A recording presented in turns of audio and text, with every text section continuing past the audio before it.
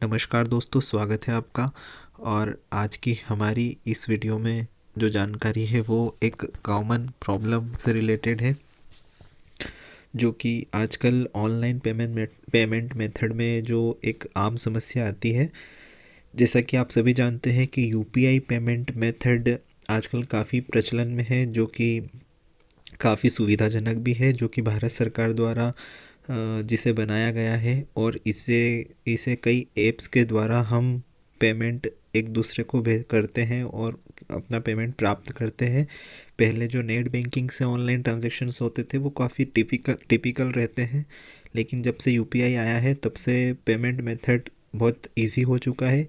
और जैसा कि कैशलेस का ज़माना अभी चल रहा है, सब डिजिटल पेमेंट हो रहे हैं, ऑनलाइन बिल्स भरे जा रहे हैं। कोरोना काल में ये और भी ज़्यादा प्रचलन में आए हैं। तो इसमें सबसे ज़्यादा अभी प्रॉब्लम यह आती है कि ये कई सारी ऐप्स यूपीआई पेमेंट को सपोर्ट करती हैं।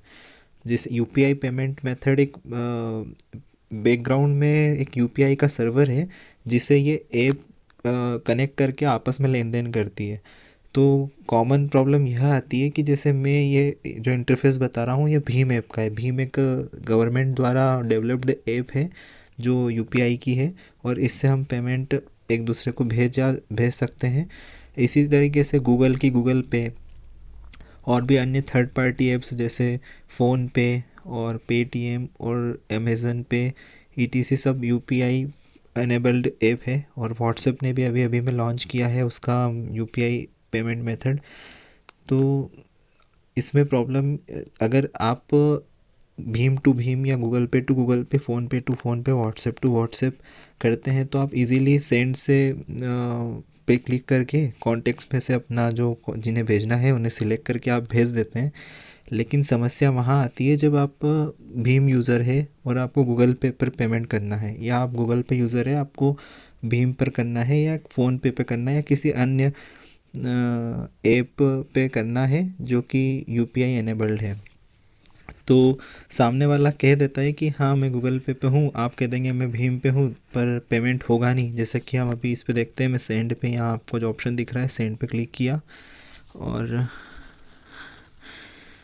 मैं एक मेरे फ्रेंड है जो कि मैं यहाँ पे उनको सिलेक्ट करके, और ये गूगल पे पर है, मैं इन्हें सिलेक्ट करता हूँ और ये बेनिफिशियरी यूपीआई आईडी इनकरेक्ट आ जाता है, ऐसा बता देता है, क्योंकि मैं भीम पर हूँ वो गूगल पे है। लेकिन अगर मैं इसकी जगह पे एक मेरा यूपीआई एड्रेस है, सभी को जो भी यूपीआई पर है, यूपीआई पेमेंट वाली ऐप पर है, सभी को एक यूपीआई एड्रेस बन जाता है। ये जैसे मेरा भीम पर है तो मेरे मोबाइल नंबर के आगे @UPI लिखा हुआ एक मेरा यूपीआई एड्रेस बन चुका है, और मैं इसको मेरे नाम के द्वारा भी बना सकता हूँ और कोई सा बनाना है तो। उसके साथ में यदि मुझे अब जो अपन गूगल पे की बात कर रहे हैं, तो गूगल पे पर भी उसकी प्रोफाइल में अगर आप जाएंगे तो जैसे एसबीआई यूज़र है तो मोबाइल नंबर @OKSBI करके यूज़र नेम वहाँ का उनका यूपीआई एड्रेस बना हुआ होगा।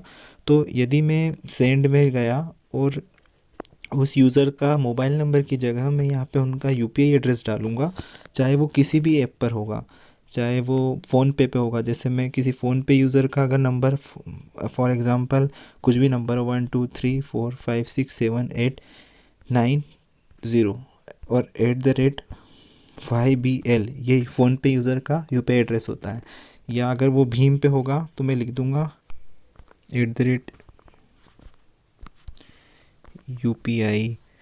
और इसके साथ में जैसे एसबीआई की भी अपनी एक ऐप है, उसमें अगर आपने यूपीआई एड्रेस बना तो @SBI, एक्सिस बैंक की है तो @एक्सिस बैंक उसका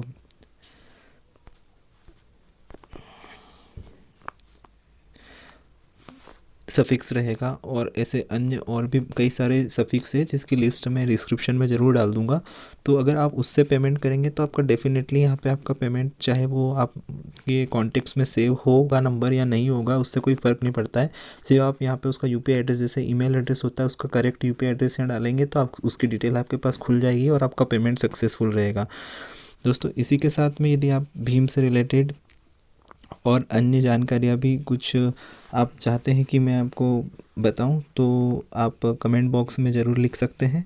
और यह वीडियो आपके लिए अगर यूज़फुल रहा हो तो वीडियो को लाइक करिएगा, और इसी तरह की अन्य और भी जानकारी जो आप चाहते हैं वो देखते रहने के लिए आप कमेंट करें और चैनल को सब्सक्राइब करें। Thank you for watching.